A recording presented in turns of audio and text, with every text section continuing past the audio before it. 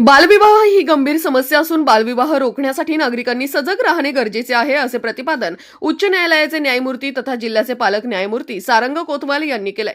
जिल्हा विधी सेवा प्राधिकरण, नाशिक जिल्हा प्रशासन यांच्या संयुक्त विद्यमाने निफाड येथे आयोजित शासकीय योजनांचे महाशिबिर कार्यक्रमात ते बोलत होते।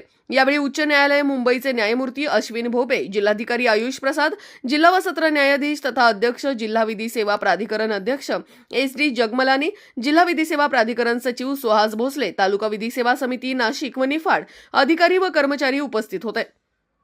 नागरिकांनी न्यायालयात जाण्यापूर्वी जिल्हा विधी सेवा प्राधिकरणाकडून आयोजित केल्या जाणाऱ्या वैकल्पिक वाद निवारण पर्यायाचा विचार केला पाहिजे असे आवाहनही न्यायमूर्ती कोतवाल यांनी मार्गदर्शन केले। न्यायमूर्ती श्री भोपे व न्यायाधीश श्री जगमलानी यांनीही उपस्थितांना मार्गदर्शन केले। जिल्हाधिकारी श्री प्रसाद यांनी शासनाच्या विविध विभागांकडून राबवल्या जाणाऱ्या योजनांची माहिती दिली। तसेच जिल्हा बालविवाह मुक्त करण्यासाठी योगदान देण्यासाठी बालविवाह मुक्तीचा संकल्प उपस्थितांसमवेत करण्यात आला। मान्यवरांच्या हस्ते वटवृक्षाला जल अर्पण करून महाशिबिराचे उद्घाटन करण्यात आले। विंचूर महाविद्यालयातील विद्यार्थ्यांच्या लेझिम पथकाने मान्यवरांचे स्वागत केले।